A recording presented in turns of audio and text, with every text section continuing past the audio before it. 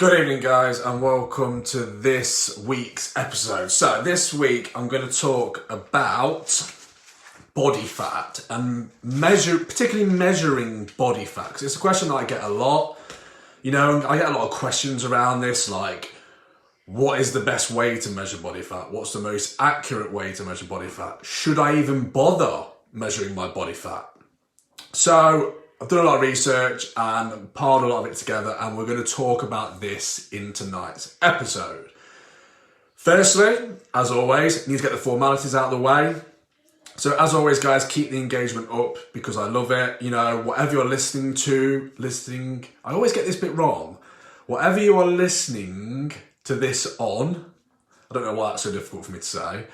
Please engage as much as possible. So, you know, if you're on YouTube, subscribe to the channel, hit like, say hi in the comments, any thoughts you have on this episode. If you're listening as a podcast, and particularly Apple Podcasts, please do leave a review. It's great to see. And if you're on Facebook, you know, hit like, drop a comment, say hi, share it, etc., etc. It's just always great, guys, because, you know, it just helps the exposure of the particular episode so more people see it, which is obviously my goal. So any help there is much appreciated. But also, it's just really nice to see engagement. You know, it's nice when people say hi. Even if they just say hi, it's so-and-so from so-and-so. You know, any thoughts that you have on this particular episode, any things that you know, maybe on this topic that you found quite interesting. You can drop any comments in, whether they're to do with this or not. And yeah, I think that's it. So yeah, just keep the engagement up, guys, because I do really appreciate it. I've got a fantastic car lit going on here, haven't I? I'm probably like everybody else at the minute where, you know, barbers have been shut for a while, we're all struggling. Haven't got it in me to cut it myself because I look terrible. So we're rocking the long hair at the minute. But I'm sure we're all having that problem at the moment. So, enough chitter chatter, let's get into what we're going to talk about. So, body fat. How do we measure it? Which is the best way? Should we do it? We're going to cover it all. So, first thing that I want to say about this is, I'm going to preface it by saying, rather than thinking of it as a body fat measurement, think of it as a body fat prediction, okay? So, just like the weatherman will predict what the weather's going to be, you know, he doesn't measure the weather, right? He just predicts it. It's a probability, okay? Think of it kind of like that, okay? Which might set sort of the tone for what I'm going to say, but whatever. The only way that you can truly measure your body fat is for me to kill you, strip all your body fat and weigh it, okay? Now, I'm going to say that that's not probably that practical. And I can't imagine a lot of people are going to sign up for that, okay? So what we do with these body fat sort of predictions is we measure what we can and then we predict how much body fat we have from these predictions, okay? Now, just like the weather, as I think we can attest to very well in England, I'm not sure about other countries, these predictions can have error rates, okay? And we're going to get into the different methods and the errors around these predictions, okay? And what I'm going to talk about is I'm going to talk about, I think it's 4 popular methods that a lot of you have heard of. And we're going to talk about in the error in how they measure how much body fat you have and also how well they track this change over time, okay? So just to preface that there. Cheers for the question, Craig. We'll get to that at the end. Thank you, pal. Yeah, if you have any questions, guys, they don't have to be related to what I'm talking about. Just feel free to whack them in. And that doesn't even matter if you're not watching this live either. Still put them in. I'll still see them. So, like I say, I'm going to talk about 4, okay? A couple you might not have heard of, but you may have, and a couple you definitely will have heard of. So, first one, hydrostatic weighing. This is something you might not have heard of. So basically what happens in this is, I've actually done this myself at university, is you get in a big tank of water and you sit on a scale. Well, it's basically like a swing, which is a scale, okay? It's not actually that sort of pleasant of an experience. Basically, what you have to do is you have to breathe as much air out of your lungs as you can, and then you hold your breath, which is very unnatural, and then you have to do that underwater like I say, sat on this basically swing in a big tank of water, like fully covered, okay? So like I say, it's a bit unnatural, and basically what you're doing is you're waiting for people on the outside, they're watching the scale, and they have to wait for it to like settle, and then they'll kind of like tap on the tank for you to come up, but it feels like you're in there for an eternity. Again, mostly because you're having to breathe out air, so you're not taking a big breath in. You have to breathe out as much as you can, then hold your breath, and then go underwater. So it's not that pleasant. But anyway, I digress. So how accurate is this for measuring our body fat? Okay, so it's quite good at measuring groups of people and getting an average. Individually, not fantastic, okay? You're kind of looking at like a 5 to 6% error rate, okay? Now, the big thing I want to point out about when I say the percentage error is we're not talking a relative percentage. I'm talking percentage points. Okay, so when I say 5 to 6%, if the number that comes out says that you're 20% body fat, you could be as low as 15, you could be as high as 25. That could be your true body fat, okay? So we're talking 5% swings either way, okay? So quite a big variation, right? So, and to kind of paint a picture, this is probably the best that we can get. But again, we'll talk about this as we go on. So, next one is what we call DEXA. So a few people may have heard of this, depending on how nerdy you're into your nutrition type of stuff. But basically what DEXA does is it uses like X-ray, and basically it measures the absorption of X-rays at 2 different energies in order to like estimate body fat. So in terms of results, it's similar to hydrostatic weighing. It's good for group averages, but again, individual rates, not amazing. It tends to hover around 5%. And again, I want to point out is a percentage point, not relative. So again, if it comes out and says that you're 20%, you could be 15, as low as 15, you could be as high as 25. Okay, so again, it's a big variation in what your true body fat percentage could be. Okay, and some studies, even with DEXA, go as high as 10%. Okay, it's a huge variation in what your true body fat percentage could actually be. And like I said before, sort of tracking your change over time tends to hover around 5% average error, but some studies do show a lot more as well. Okay, so not that great at tracking change over time either. And that's sort of a point I want to make as well, that a lot of people will say, well, it might be sort of not that accurate, but it's consistently accurate. So if I use it, I can track change over time. But they don't even tend to be consistently inaccurate, should I say. So still not even great for tracking your progress over time, even if you're using that same method each time, okay? Next one that probably a lot of people will have heard about is skin folds, okay? So you've probably seen the calipers, pinch yourself, basically add it up, and then you stick it in an equation and this spits out a body fat percentage, okay? Same again as most, pretty good at getting group averages of a lot of people.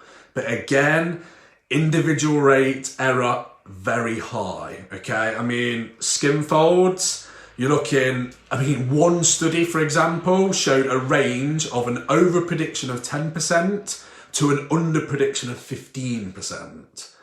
That's huge range of error, right? You know, lots of others have showed 10 to 15% in both directions too, okay? So again, huge range. Interestingly, quite good at tracking change over time, okay? So 3 to 5% error rate in tracking your change over a period of time. So interesting there, and I'll get to that later on, okay? Last one that a lot of you have probably heard of and seen, particularly in gyms, is bioelectrical impedance analysis, or BIA in short, okay? So these are the ones that you've probably seen. You might even have one called, a lot of them are called Tanita scales. So basically what it does is it sends like a small electrical current through your body, and it measures kind of like the resistance to the current. And again, using the equation, spits out a body fat percentage. You may have seen some of them. So some of them you stand on them and it sends an electrical current up one leg and down the other. You may have seen some ones where you hold on to handles. So again, it will do the current from one arm through your body to the other one. And some you even stand on and hold on, okay? So you can do both. And again, you might have seen these quite a lot in gyms. You may even have one yourself, which you might like to hear what I say next. So, I mean, this is not great for group or individual, unfortunately. Individual error rates of 8 to 9%. So again, remember, these are swings each way. If it says you're 20, you could be 12, you could be 28. I mean, huge swings in what your true body fat percentage could actually be. In fact, quite interestingly, if you look in studies, BIA doesn't actually do better than BMI in a lot of studies. So a lot of people criticize BMI, basically just height against weight. But BIA doesn't even do better at predicting body fat levels than BMI, in some instances. And again, tracking change over time, still not great again. About 8% error when you're tracking your change over time. Over timed intervals.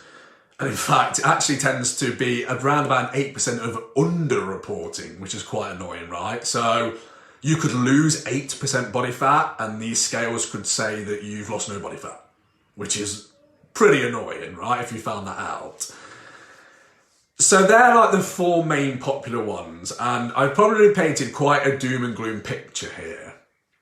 But I want to leave you with some practical applications from this. So first of all, let's address everything that I've said, that yes, the number is very rough and it's probably significantly off, okay? So do not place too much emphasis on what this body fat percentage number tells you, okay? Because it's just not that accurate, okay? And this goes for both what it tells you your body fat percentage is now and also how you track your change of body fat percentage over time. Okay, because you see, you may, every now and again you see like people you hear, they'll say, oh, I lost 4 pounds of fat and I gained 1 pound of muscle. Like these are never even close to being that specific, like what they can give you, okay? Not even close to being that specific, okay? So again, in fact, what I wanted to do actually, which I forgot to do, is I wanted to preface the practical applications. I want to say it before and after. And what I want to say is they're not useless. Just be careful in how you interpret the results, okay? So pretend that I said that before the practical applications and I'm going to say it again after. So the next one. Measure at very long intervals. If you have to do it, don't be doing it every week. Don't be doing it every month, okay? You want to be doing it at very long intervals. Minimum 3 months, but probably even better, more like 6 months, okay? Because what you have to remember is even the best methods, when they're tracking your progress of your body fat percentage over time, even the best ones have a 4 to 5% error rate. So what that means is, for a start, you could lose 4 to 5% body fat and it would show no progress, okay? Secondly, you need to see at least that amount of drop to see it change at all. So if you don't give enough time for it to do that, the margin of error is actually greater than the body fat change, okay? So that's why it's best to give it a long period of time, because you need to see a significant drop in your body fat percentage in order for these to detect a true body fat change, not an error, a true body fat change. Okay, so 3 months minimum, 6 months probably better.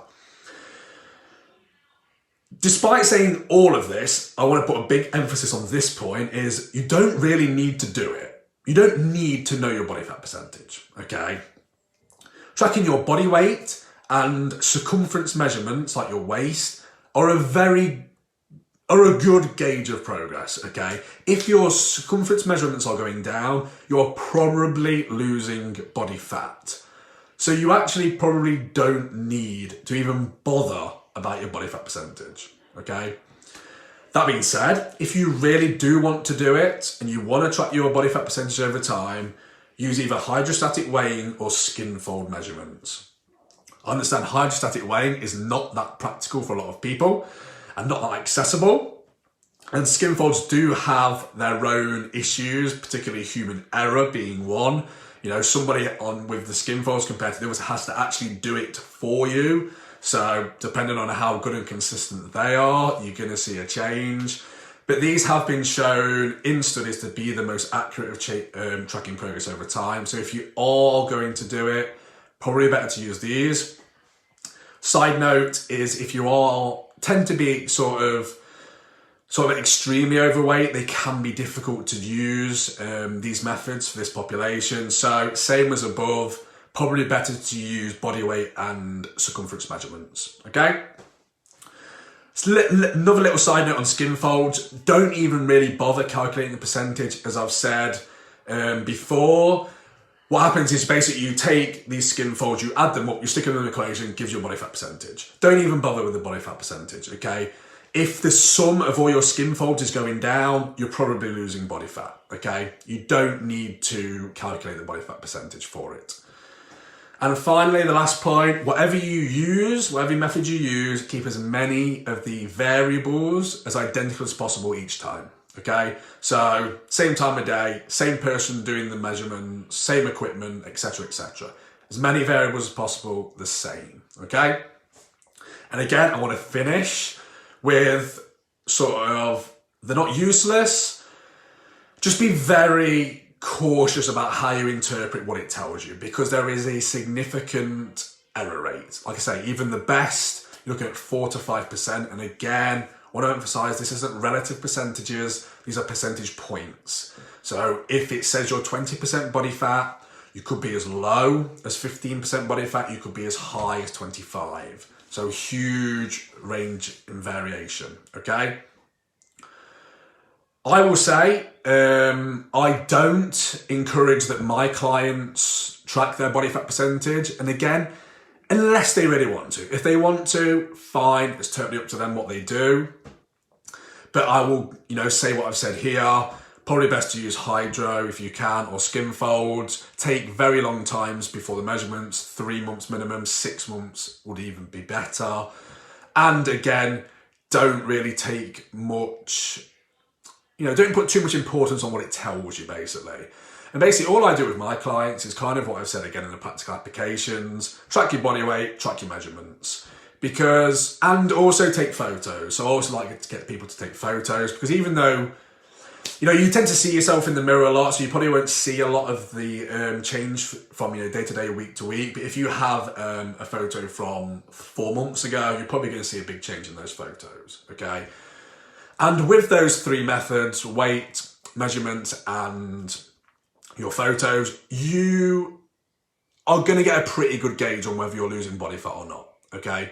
So that is what I would suggest. But again, if you want to track your body fat, if you're just that intrigued and you want to do it, then do it. But, take on board what I've said with the individual error rate and how often you want to be doing